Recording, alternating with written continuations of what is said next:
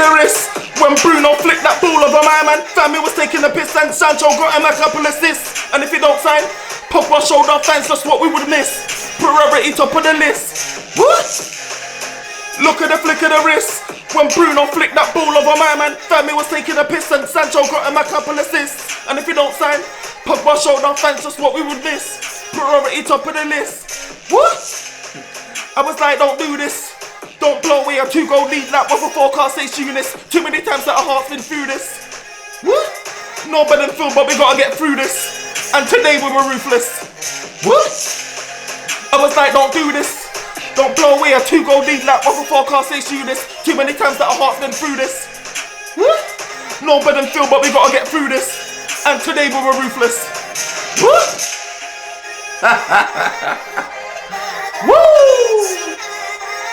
Yo, this is the OT99 Banter Room where opinions are shared and smoke gets served. Look, we're back again with another show. It's your boy Firms, and I'm joined today by NK and Edwin, and today we are gassed. I'm gassed anyway. Look, Manchester United got the win. It was a stressful game actually. 4-2, Man United were away from home, and you know what? This was a hostile environment. Leeds, anyone that knows, look, if you're an our age range or whatever like that in your 30s, you'll know about this game in particular. Look, this game was stress. It's a rivalry. It's a historic rivalry. Many newbies don't know about this rivalry, but obviously you could have saw from today's game, it was tense. It was hostile. You see Elanga get caned in his head by a coin. Do you know what I mean? You see all sorts of missiles being thrown in. The fans were just ruthless. But you know what? Man United, we got through this game and we got the 3 points and we left that hostile environment and we're right back to on the coast back to Manchester. Look, guys, there's so much to talk about in this game and there's so much to unpack. Like from the substitutions to the possible red cards to the possible chances that we missed to the goals, the genius, to everything. There's so much to unpack. So how I want to do it is start off by just talking about like the players, and then I think we can piece the components of the story together when we start talking about the players, right? So let's start off with Pogba, man. Look, NK, Pogba, we've had discussions offline, right, about Pogba, right? You know, saying, is he right for Man United? Is he not right for Man United? Can he work in the system with Bruno? Look, today, Pogba was special in the first half in particular. Special, man. What was your thoughts on Bruno Fernandes, man, and his performance in this team against Leeds? I thought Bruno done well today. I mean, first half he had a bit of like an off game. Oh, Pogba. Pogba. First half, you know what? Pogba was good. Like when you watch Pogba today, it makes you question why United tried to play him deep.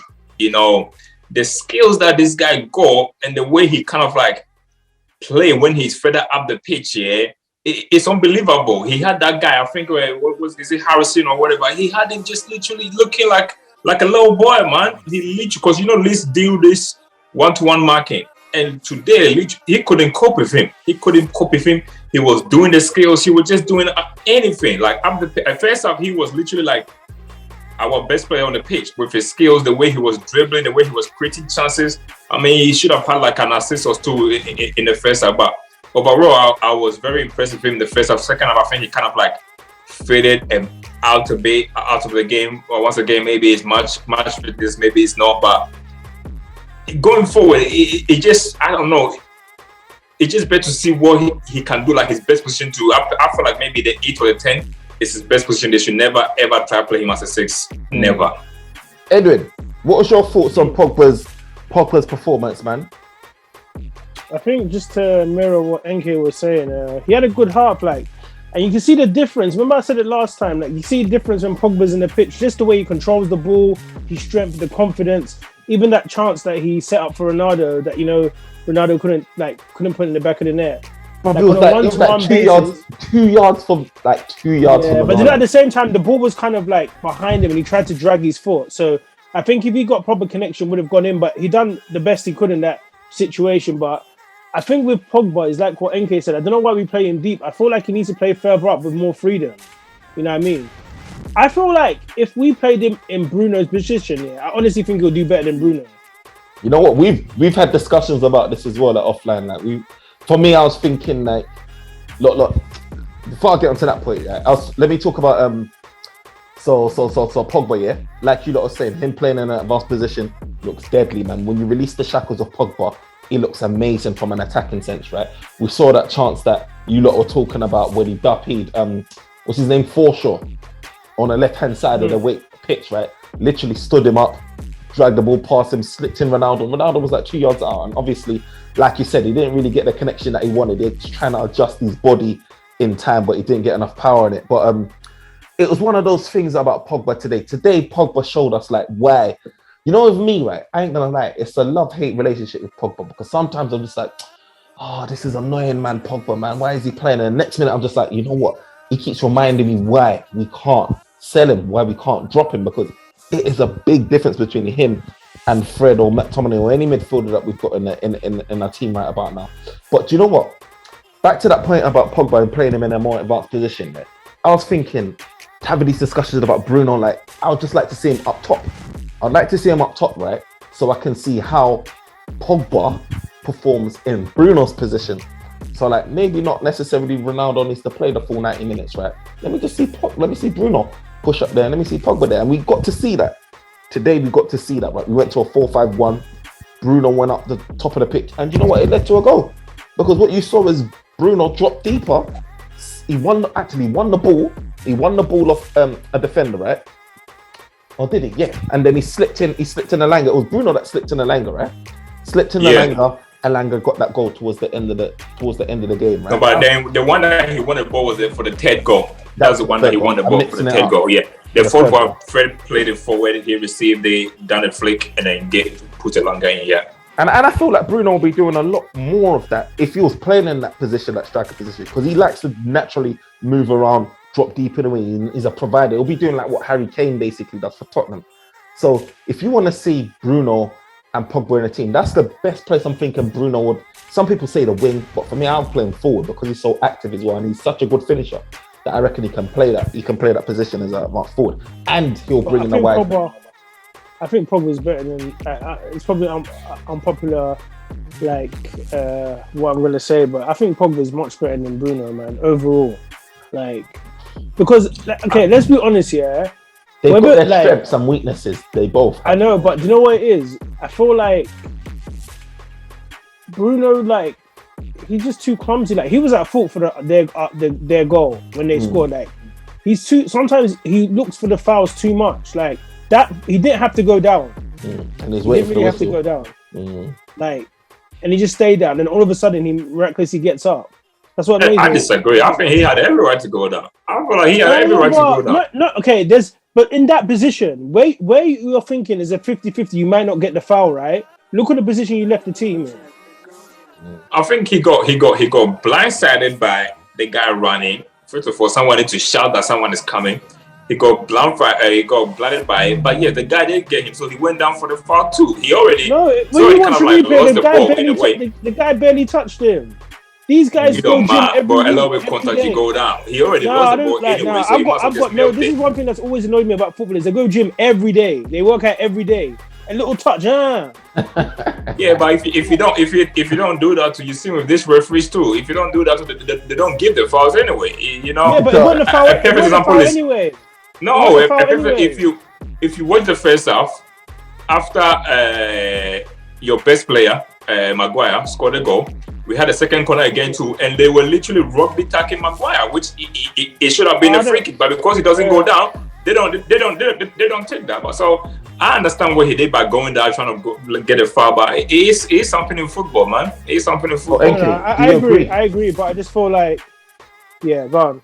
Do you agree, NK, with Edwin when he says that Pogba's a better player than Bruno? And would you prefer to see Bruno in Would you prefer to see Pogba in Bruno's position in the team? You know what? It's where do you put Bruno? It's hard to say that because I feel like sometimes it depends on what kind of like 10 you want.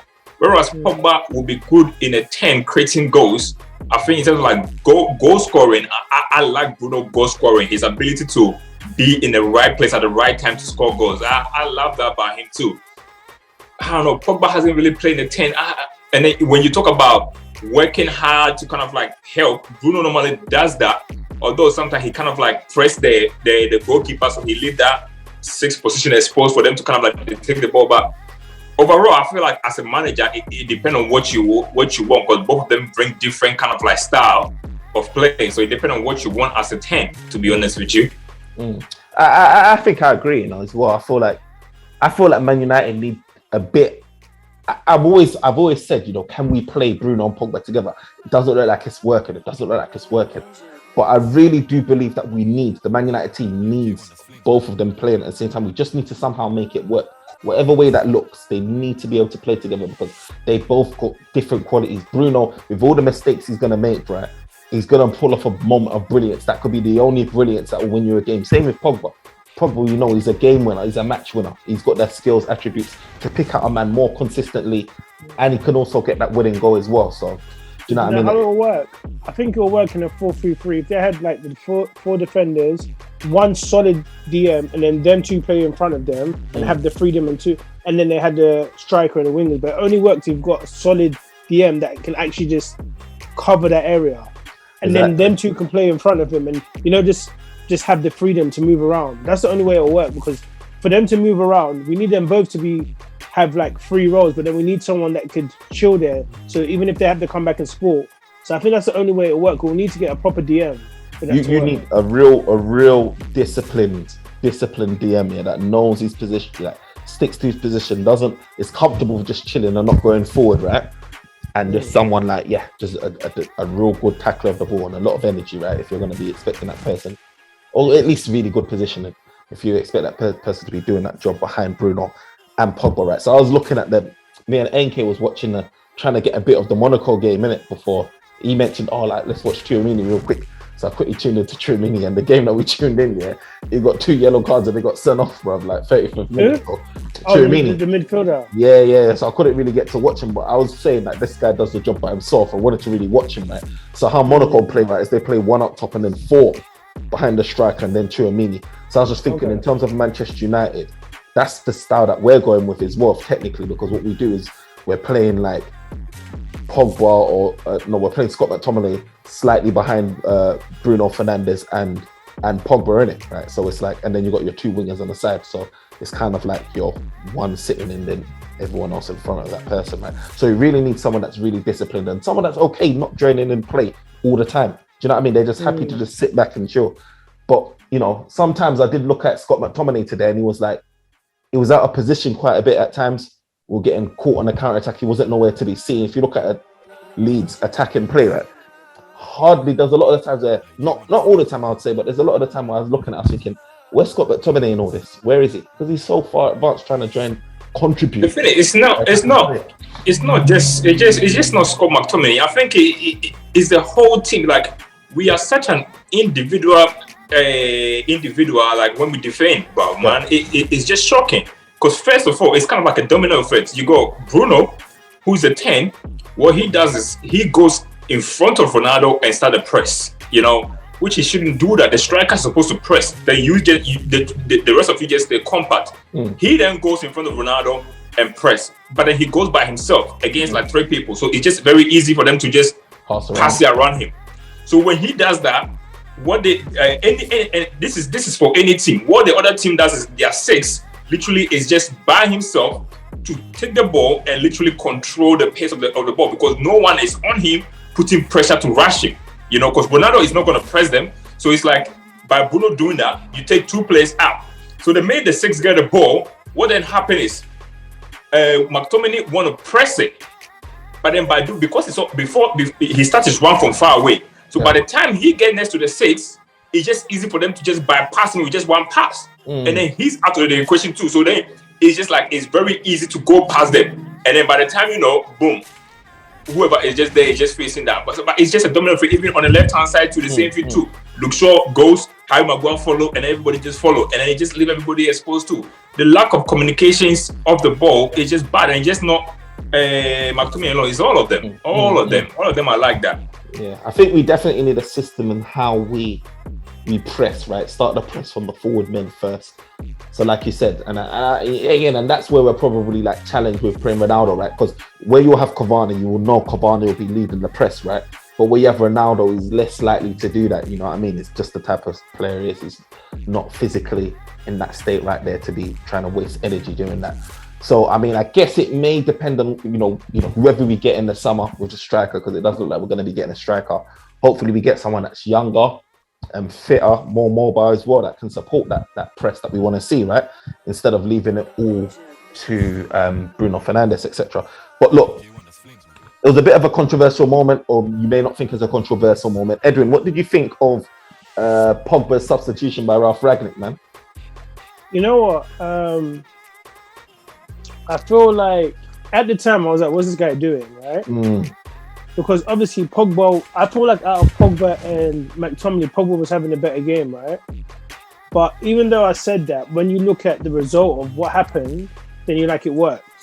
If something had happened, we would have been complaining, saying, Pogba was playing good, but he probably saw something in Pogba, like, okay, Pogba is like getting tired, maybe he's like, NK said he's fitness, but look, Fred came on, scored, you know what I mean, and kickstarted the comeback, which we eventually won 4-2. So initially, I'm not gonna lie, I was like, this guy's moving mad.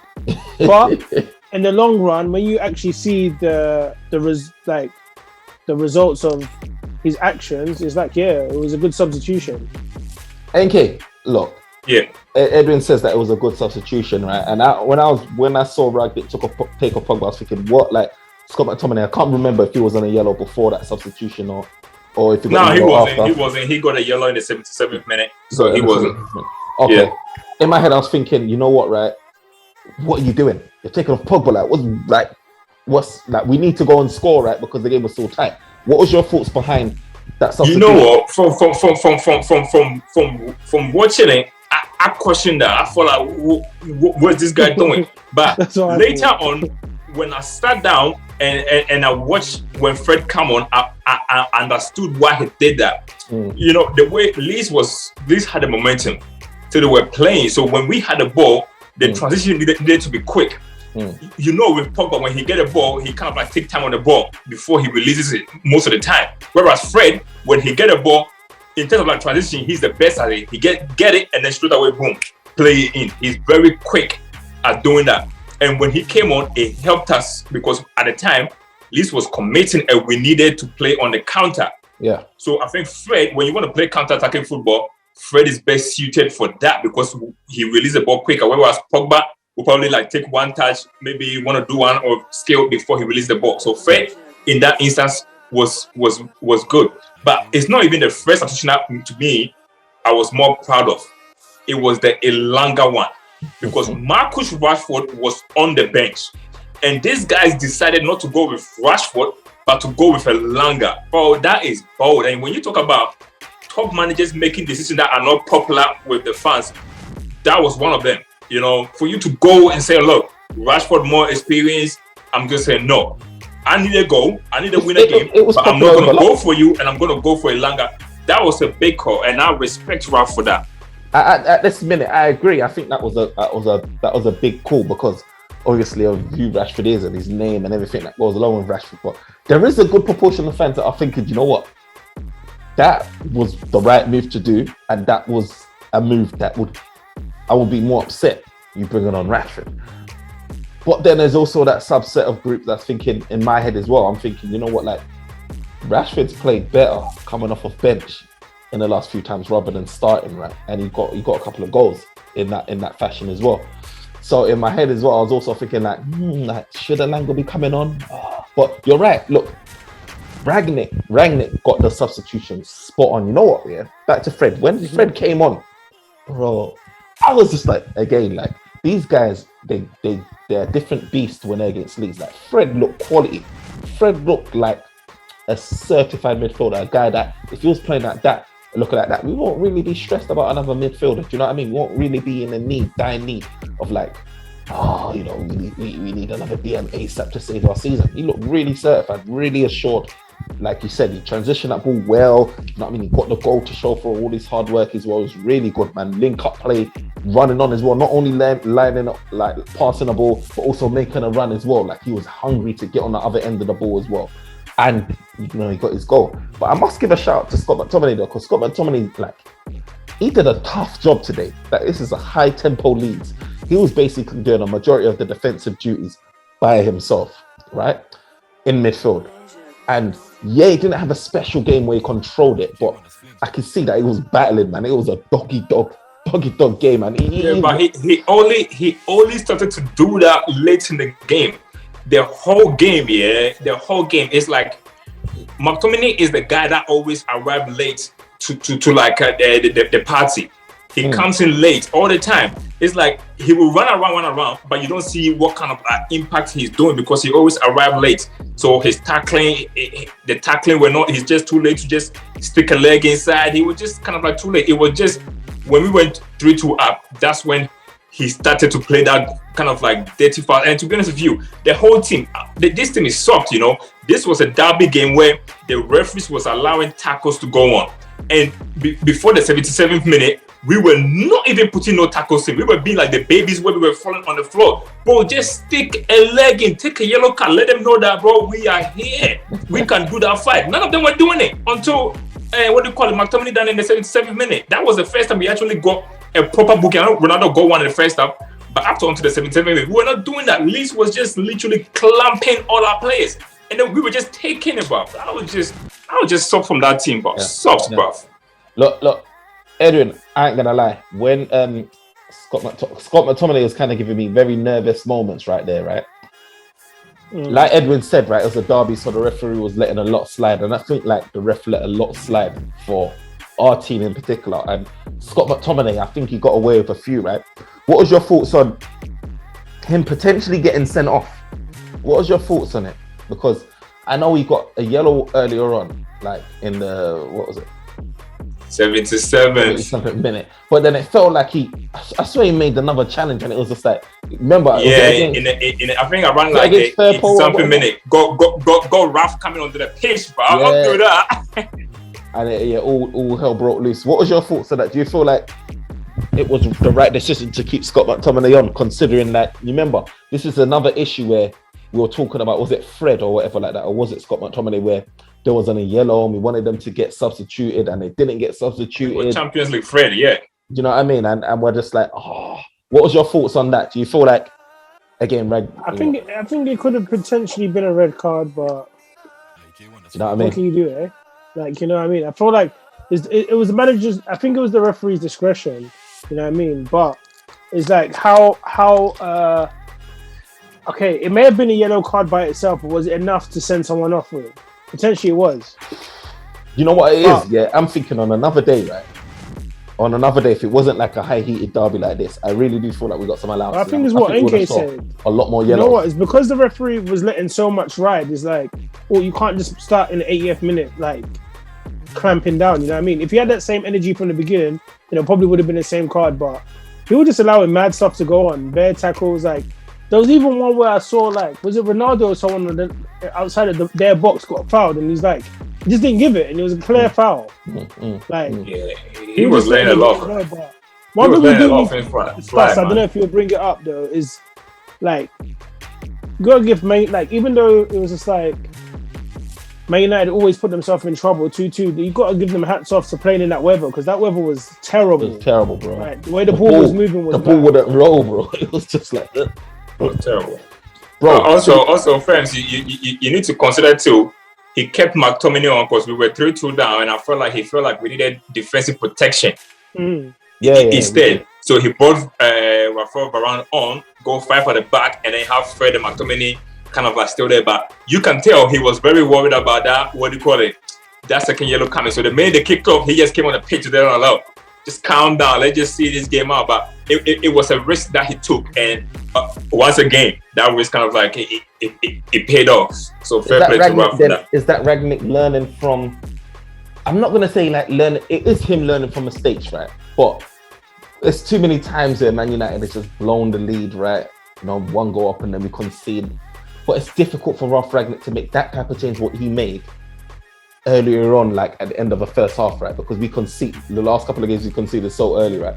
But I do feel that Ralph Rangnick does have that in mind. You know what I mean? Like if we're in a position like this, he's gonna protect that lead, and he did it today by bringing on an extra defender, right? Bringing on fresh legs with Fred or whatever like that, and making sure that we saw out this game, but also had that threat as well to get the additional goal. So I do feel he just don't trust the team. He just don't trust the team. He don't trust the team because they give away leads so easily and so simple. So as a manager, he always feel like he always need to just do something to protect that defense because he don't trust them. Like against Brighton, we were man down, and yet he still brought Tellers on to protect the lead. Today too, same thing too. 3-2-2. He had to bring Verona on to kind of see the game out, which is something he probably don't want to do, but they're forcing him to do that, and that's on the players, not on the manager. But in terms of like in-game management, since he got it wrong against Aston Villa, he's been very spot on with his in-game management.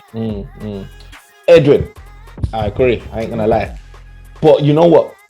We have to talk about this. Look, someone was moving a bit ridiculous. Like Bruno, we've spoken about him here. Look, that flick he done was kind of, bro. That's a meme, you know. That's a meme. What he did. Do you know? Is it a flick for Elanga's goal? It was nice, yeah, but you know what actually saved him though was the weather, because any other day that ball would have bounced. You know what I mean? Maybe. No, don't get me wrong. I'm not taking anything wrong from it. He done well to get it, but you know where it dropped? You saw the way he just stood, and the player actually kicked it, and the ball moved a tiny bit. And then, Bruno still done well to even try that, but I just thought on another day it wouldn't have paid off. But I think it was smart to use the circumstances that was going into his favor. You know what I mean? Because you could tell when he flicked it, he could tell that he knew he was going to get the ball again because he ran onto it. So I think it was smart by him because he probably watched and said, "Look, I can do a bit more." That's why, did you see at one point Pogba was running riot? Like he was just dribbling past people. Even Sancho, he's that thing on the left when he ran through two people. I think the people that had footballing brains and are really skill bound benefited in that environment. Even though they were saying you can't dribble, they kind of done well. But I think that flick was good, man. It was nice. You know what I mean? Today the wind was helping us in all sorts, but the wind made us score our first corner, bro, of the whole season, bro. That was the wind, bro. That's my man of the match. So NK, are we giving the assist to Eunice? The name of the win. Eunice, nah, it's the win, bro. That wasn't sure. That was the win, bro. That was the win, but traditionally, Leeds are always very poor. In terms of corner kicks anyway. I remember we scored some corners against them last season too. I'm not sure if we did this season too, but traditionally you can see the marking was very, very kind of poor. And fair play to with Maguire for taking the goal. Today, I think him and Lindelof, they had a good game. They have an okay game. Lindelof too, I think one of the goals to play 1-2. To go there and then just give the pass to Sancho. So that was very good. You know what, Ralph on Wednesday got another big decision to make because I feel like Varane needs to come back into the team. But the question is, who do you drop? Lindelof had a good game. Maguire had a good game too. So the question is, who do you drop back? You know what? Just on what you said, Lindelof, I have to give a shout out to him before I forget, right? Just before the end of the first half, right, Lindelof carried that ball up the pitch, right? Done a heroic dribble, linked up with Sancho, and then Sancho fed it into Bruno Fernandes before, for him to get that header down, right? And scored it before the first half, right? I thought, we deaded Leeds now. Yeah, that's done. 2-0. Good. Lo and behold, second half, within the space of 20 something seconds, we concede 2 goals. I thought, bro, this is nightmare. But Lindelof, right? I don't think I give him enough props. The United fan base as a whole, I feel realizing how reliable Lindelof is, right? He's not the best of centre-backs in the world, but what he does give you is reliability, right? He's not many times you're associating nowadays anyway, Lindelof with crazy mistakes, you know what I mean? Massive, like Maguire is. And I feel what he did today, it's just crazy to me how, and I know Maguire had a decent game, but it is Leeds at the end of the day. I was just thinking why can't Lindelof just just hold down a position with Maguire. And the only thing I'm putting it down to is the captaincy, man. It has to just be. But then, Fems, you need to also realize too is last season to Lindelof was poor. I think one thing about this season, because Maguire has been so poor this season, last season they used to target Lindelof. That's what strikers used to do. This season, because Maguire has been so poor, they are targeting Maguire instead. One thing about Lindelof is he knows how to read the game. He will do the interception. And similar to what they call it, Maguire does too. And when people are running to him, when Maguire will go in the tackle and nothing, Lindelof will back off and buy some time with it too. So in terms of like intelligence, that's what it is. But this season, I think he's benefited more from guys targeting more of Maguire instead of him. But in terms of our partnership, I would go with him and Varane instead of Maguire, to be honest. Definitely. And even when Lindelof got targeted, yes, there was times where he got out-muscled, you know what I mean, and all of that stuff. But I wouldn't say, like, in the whole, 38 games in the Premier League or whatever, I wouldn't say that Lindelof had, like, games where I'm just like Maguire, like Maguire now, right? Even though he got targeted last season or whatever. Like, Maguire's had, like, he's in double figures with the amount of poor performances in all competitions anyway, outside of Premier League, but in all competitions. I couldn't really tell you that about Lindelof, even though he got targeted. Yeah, he was weak. And the most thing we were saying about him is, go to the gym. But outside of that, really and truly, like, Lindelof was giving man a consistent, like, 6.5, 7, whatever your rate is. I think he also suits Varane in a sense that when we defend high up the pitch, which is something we've been doing this season, whereas Maguire will just go and commit and leave Varane exposed there. As I said, Lindelof will back off, so Varane will use his space to go, but then he'll be like covering up there. So if Varane make a mistake, because he dropped so deep, he will just do that, which is what Harry Maguire needs to do. If you don't have, you need to understand like your strength and your weakness. He understands that he doesn't have the pace, so he's not going to go and commit like that. He done that against Aston Villa, where he went to go press and then we considered a goal. He's learned from that now to say, look, I'm not pressing, I'm backing off, because that's what I'm good at. I will back off and allow other people to come back in. But it is what it is. Maguire is the captain, so I think he always kind of like have the edge to it. But personally, I feel like if Lindelof didn't call in sick when the wire thing kind of like happened, he will be holding there. He will be there instead of Maguire. Personally, I think so. But it's just annoying, man. Maguire, it's annoying. Look, Edwin, Jadon Sancho, man. Let's get onto him, man. Let's get onto Jadon. Look, when we signed him, we got him for what, I don't know, 70 million. I can't remember how much he paid for him now. He didn't start off too well, right? He was getting benched. Do you know what I mean? He wasn't looking like the Jadon Sancho that we bought from Dortmund. Of recent, now we've seen Jadon Sancho grow into form, get used to Manchester United, get used to the play, playing with more confidence, direct forward play, forward passing, etc. Right? Today looked like another performance where Jadon Sancho's just going from strength to strength. Look, Jadon Sancho, right, got 2 assists today, right? And for me, right, I know I'm saying this is probably a bit too prematurely, too early, right, before the end of the show, right? But for me, Jadon Sancho was the man of the match. It was the man of the match for me. He was on smoke today. He was everywhere. What was your thoughts of Jadon Sancho's performance today? I thought it was a good performance. He's shown improvement. He's more confident. Like, you see, sometimes he loses the ball. He doesn't always beat the player, but he still, you know what I mean? You know what the problem was when he first came? It looked like he's not playing. He'd be so out of it. Like, now you can see his impact. Like you say, statistically, he got 2 assists.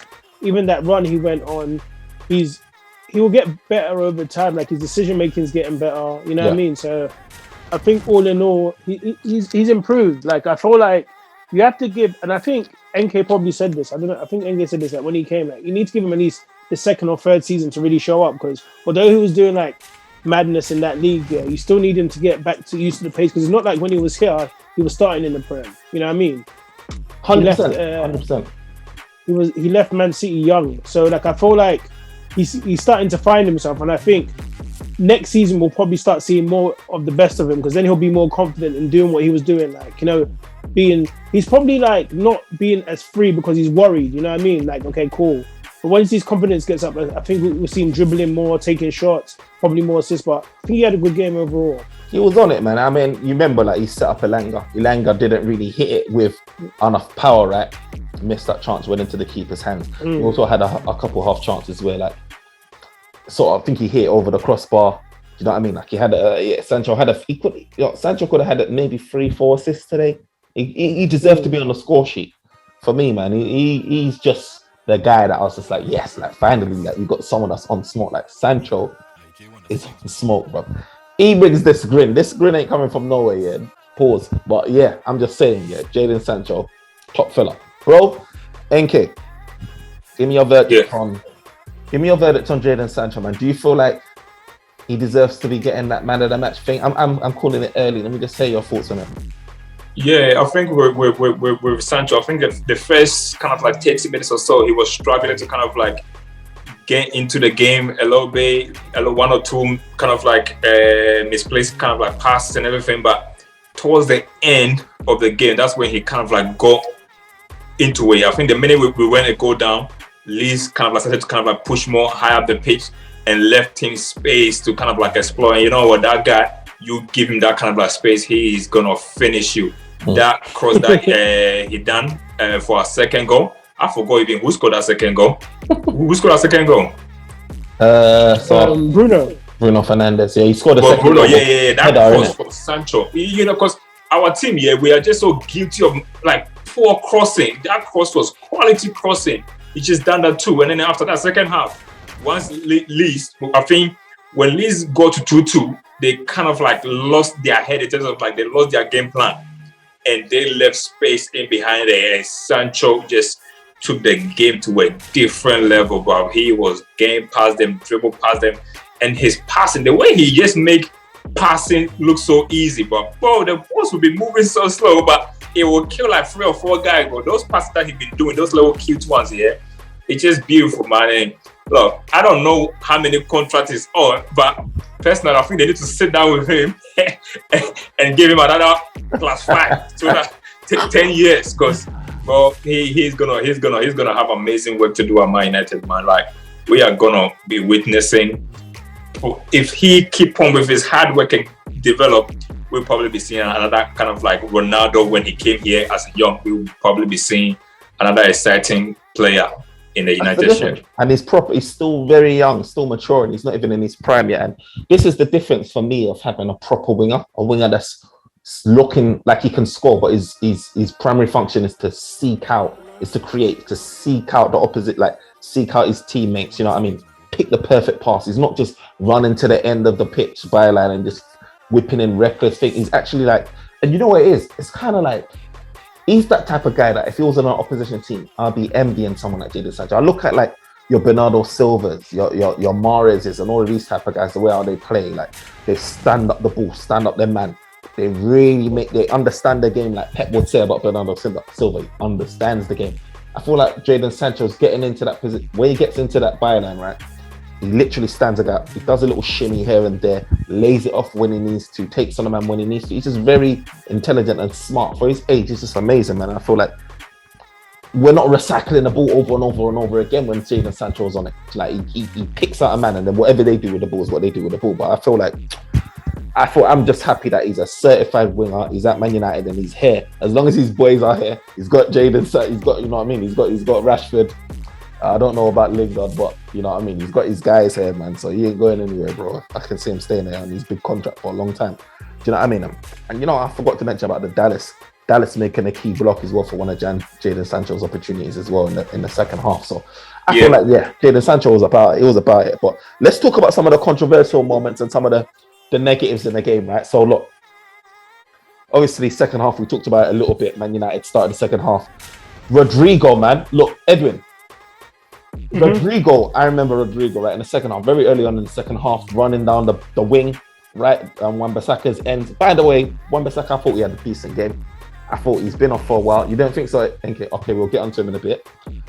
Rodrigo's running down that side, and he whipped him across. AK was just like... He's like, nah. He whipped him across, right, and obviously we all know that he didn't mean it. He was looking for Rafinha, right? And then obviously David De Gea got caught out, right, and he got lobbed. What was your thoughts on that goal? Do you feel like David De Gea should have done more in that position, like in that situation? Do you feel like it was his fault? Is he at fault for getting lobbed at his far post, getting chipped? Do you feel like I just feel like, okay, look, so he's got the ball, right? He looks up. You can clearly tell he's going to cross, right? De Gea's probably set himself to expect a cross and to save it, right? So it's coming, then he's probably been like, damn, like this is not going to be a cross. So by the time he's able to react, it's too late. You know what I mean? It's one of the ones you're hoping that. People are going to probably say De Gea could have done better, but like he saw it late. You know what I mean? He tried to react to just. And it's a win too. The win in the rain, man, make it very difficult too.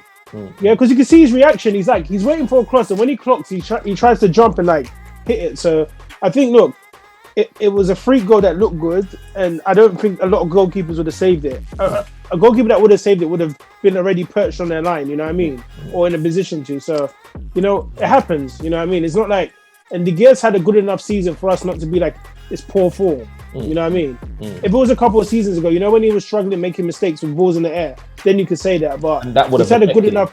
Yeah, he's been consistent enough for the last couple of seasons for us to say, look, it was a freak goal and it happened, you know? Yeah, fair enough. I agree as well. I don't think it was really 80s to blame for that goal. I feel like, you know what I mean? They happen. They're not often those type of situations happen. So David De Gea, you know, I blame. He's just been so on form that, you know, I give him a big boy pass. But NK, look, 24 seconds later, Leeds equalise after that, right? And this is where I'm a lot more critical, right? Because Manchester United has been guilty of letting Leeds slip. And you know what? Man United, for the first time in a long time, got 2 goals. We had a 2 goals gap. Outside of that, was it against Villa? Or was it 3 goals against Villa? Whatever like that, whatever it was. And then we conceded those goals. We're in another position where we're 2 goals up, right? Usually it's just 1. And we concede 2 goals in 24 seconds. But Manchester United is going to be playing in Champions League in a few days, bro. Entering the big boy leagues. Man United can't afford to be letting this type of performance ride, especially in those big boy performances against bigger teams. Like, we're lucky that this is Leeds, that they give you so many ample opportunities to get in behind the defense, right, and try to, you know, get chances. But against bigger teams, Man United can't afford to keep letting this happen. Look, Dan James, bro, took on Lingard, and who else did he take on? Was it I don't even know if it was Wan-Bissaka. He took on 2 guys, right? He managed to get across. It was Lindegaard and I don't know. I think Lindelof or something like that. Yeah, he took on 2 guys. It's like, damn, I know Jaden. What's his name? Dan James is quick, but like he's coming. Look, you let this guy just show you up, slipping across. And look, Shaw was sleeping, bro. I don't even know where Shaw was, like in that cross. You know what I mean? You're hoping that someone comes, intercepts that cross, clears it out for a corner kick or whatever like that, bruv. Shaw's always in a bad position. He's always behind. Lets it slip, and then Rafinha comes in and slots the great man, and then it's game on. What was your thoughts on the second goal, NK, man? What was your thoughts on it, man? You know what? The second goal is just what I mean by we are an individual people when it comes to what they call it defending. Obviously, I think that was a good that Bruno made a mistake. If I'm not mistaken, yeah, Bruno made a mistake, so the ball goes there. But once again, Wan-Bissaka caught sleeping. He was not there. He should be there. Yeah. He was not there. He gets stuck in. Don't get stuck in. As I said to you, sometimes we just consider a goal. That's the best time to be compact. Don't be doing such like stupid stuff. Be compact. You know, he gets stuck in. So when the ball comes in, like when James got the ball, if Wan-Bissaka was there defending, he literally stop that cross from going because he's very good at sticking his leg in the last minute. But unfortunately, it was Lindegaard and I don't know. I think it was Lindelof. I'm not sure who it was. But anyway, those two, they were just very, very bad too. Come on, it's James. He used to be your former teammate. You know where to show him. They show him to a place. Don't position your body like that and let him just run through there. There's 2 of you. One person cover there so that when he goes there, you can stop the cross. Another person to cover in a way where if he try to cut in and shoot, they will block it. He just made it too easy for him to go on the byline. Should never be taken. There's 2 of you covering the situation. He's not the most skillful player anyway. It was just too easy for him to do that.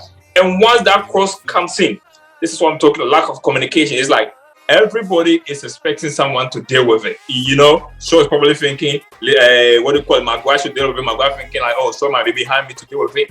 lack of communication. Shaw He should have always do definitely that. dealt with it. Shaw should be watching his man. He got caught napping. He should be looking know, at but him. you know what? Shaw always, that's what I say. Shaw always get caught sleeping. But at the same time, too, someone need to be screaming to just say someone to just like, you know what, deal with it, or you like. That's what you have to like look on your shoulder. I think when they're playing it, when we are defending, most of them get caught ball watching. They watch the ball and they don't watch what is surrounding them.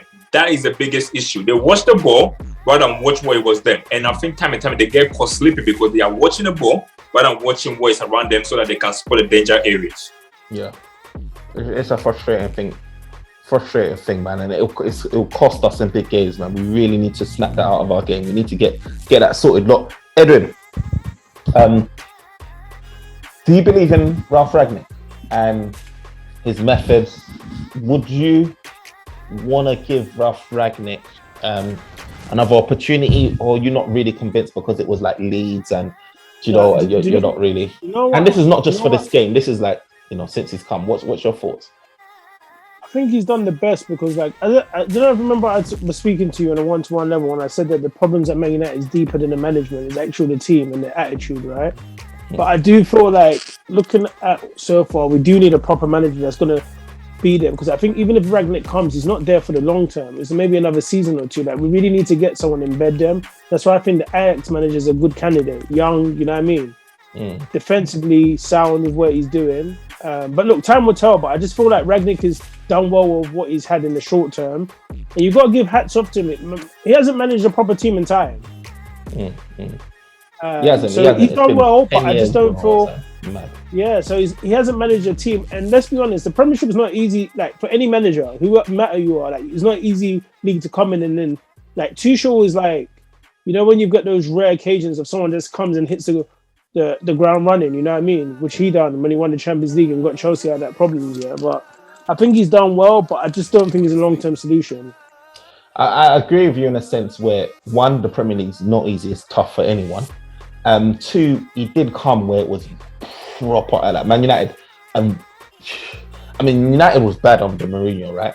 But this Man United is a whole new level with where you're talking about like what do you call it? The backboard, what do you call it? Dressing room splits, divides. You know what I mean? So many leaks, so many people unsettled and unhappy, wanting to get minutes.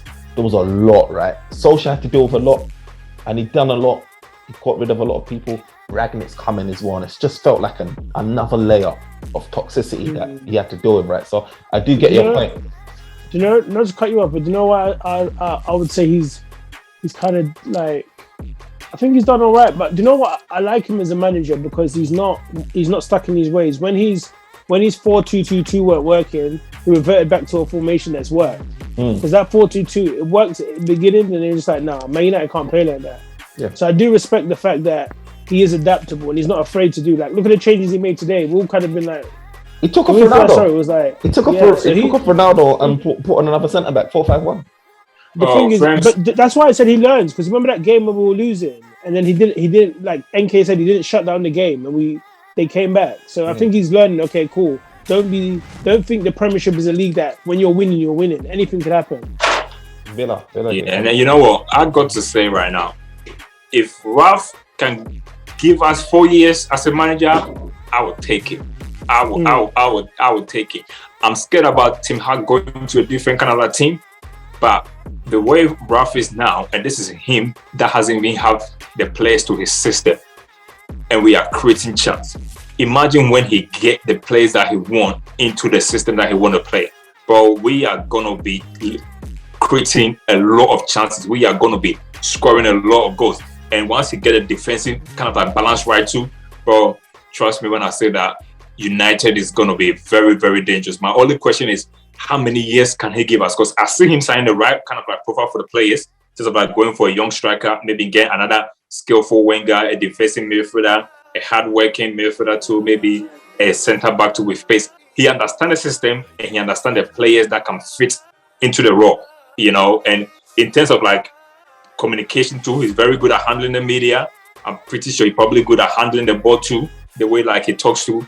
My only problem is, how many years can he give us? I don't want him to kind of like offer him the job and then after 2 years, you say, I'm leaving, and then you miss out on like an up and coming manager in Tim Hag. But if it was one of those ones that someone could tell me like, Ralph can potentially give us 4 years at United, I said, take him and let Tim Hag go wherever he want to go. Because by the time he leaves, this club will be in a much better place. You know what? You're saying a lot of truth here, but it's burning my chest, boy. Because Ten Hag, yeah, he's just that unknown, yeah, that just gives me Pep Guardiola-ish vibe, protege vibes. And my mind, I'm just like, I can hear what you're saying, because I reckon. I know, but the thing is, with Ten Hag, the way he want to play, I think it would take him another year or two to get his system and the right players to start playing. Ralph have gone in there and already identified. He knows. He just know. If he was the manager next summer, I tell you what, if you say bring in 4 players, he know exactly 4 players to bring in and change this team from where we are now to a proper kind of like competing where maybe we'll probably be in a title race beginning and maybe fade out, but he will know exactly how he want them to play. But with Tim Hag too, I think with him coming in, he'll probably need another like 6-7 players to get them playing like the way he want to play. So it's just about how fast do you want to get to like the top, and that's my only thinking behind that too. But I don't know. Only time we'll see what his role is going to be going forward. Only time will tell. Only time will tell. Ed Weezy, man of the match, man. Worst performed, best performed, man. I would say man of the match. I'll probably give it to Sancho. 2 assists, played well, very positive in his play. Worst. Maybe Shaw, man. Shaw gave the ball away a lot today, and his positioning was quite poor. I know Wan-Bissaka probably didn't have the best game, like NK was saying, but at least he tried, you know what I mean? Like, he was putting tackles in, you know what I mean? He was trying, but like, Shaw just seemed like he was lost. Like he was part of the rain or the Eunice. He was just blown away, bro. So I would say, me personally, I would say Shaw. Maybe like defensively, like he was at mistake. Even though like Maguire could have potentially cut out that ball, he still, like, you can't give it to chance to anyone else. You still have to make yourself available. And he does this thing where the ball comes and he will just miss it, then he will slide on his knees and he'll be looking around complaining. So I feel like that's my 2. So Shaw for worst, and then Sancho for best. Fair enough. NK? I don't know. My worst performance probably going to be Ronaldo. I thought he had a very quiet game. You know, he had a very quiet game, and when he was in a position to kind of like do something with the ball too, he just failed to just do it. And after he got a goal last week, I thought he was going to kick it off, but something just not clicking like with him. And even when Sancho get the ball too, I feel like he's always mistiming his run, or he just doesn't understand what Sancho is going to do sometime too. But I don't know. I just looking at his body language, something just tell me that he probably have had enough of United and he just looking to kind of like checked out. No, because he's just not as sharp as he want to be. The only good thing that today he done was when Bruno won the ball for the 3rd goal.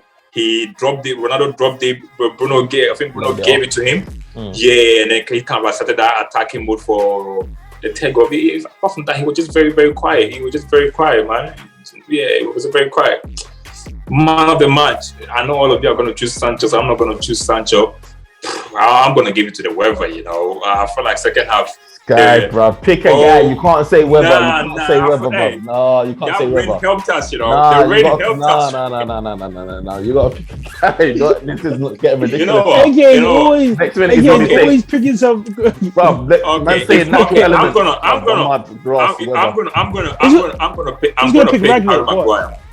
to pick Harry Maguire. Only to the sense that leading up to the game, there was so much rumors about him losing his captaincy. There was so much pressure, like potentially might not even start this game. And for him to do that, get the goal, I will give it to him. Okay, but let me ask you one thing. Apart from the goal, what did he do? If you watch the game, he made a little bit of like last minute dish tackles and he's sticking leg in. Let's just say he didn't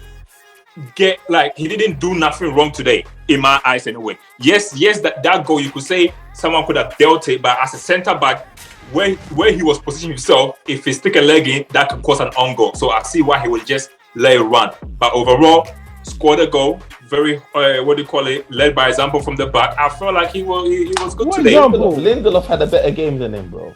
Lindelof had a better game than him. Well, I'm just saying he gotta go. He gotta go. No, but Tuesday, that's your pick. That's your pick. He scored the first corner of the season for United. You know, and as a time where the pressure was on him, losing the armband in those kind of things. I think last year too, similar things. So I think last year or the season before that, where he had a tough beginning, scored the corner against Newcastle, and then kick off from that. I just feel like today he has given Raf a lot more thinking in terms of like who's at the centre back on Wednesday, whereas before everybody was gonna go straight say, hey, Lindelof and Varane, no brainer. About today, he did not put a foot wrong for you to go and say, oh, he done so mistakes, so lead him out. If he get out, it's not because of what happened in this game, it's going to be what happened in previous games. So for that, he's my man of the match because he got a goal from the corner. Oh my gosh. It's comments like that that keeps Maguire in captaincy and keeps Maguire in starting lineup. So, you know me, I say when they do bad, I will say, but when they do go to appraise them, I don't have agenda to no one.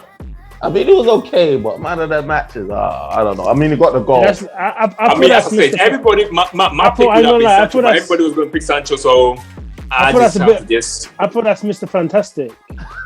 That's a stretch. Well, you, Edwin, you should be coming here today and be giving him praise today. You should be doing that because you criticize him a lot. You should be doing that today. Honest, yeah. All jokes aside, yeah, I would say that he didn't have a bad game. Like he actually, you could see like he didn't have a bad game. He's heard the criticism and you can see he's trying to work on it. It's not like, you know, you get them players that get criticized and they're like, fuck it, I'm captain anyway, I don't care. You can actually tell. He also had a good game against Brighton too. He had a good game against Brighton. And he just wants to show us his shape up again, but he loves to show us his shape up again. But do you know what, yeah? Man of the match, Jadon Sancho, you already knew that. It's pretty clear in my commentary of him. But so I won't go on to talk about that in any length. The worst performed, I would probably say, yeah. I hear your point about Ronaldo, NK. I'll probably give it to worst performed though to Lingard.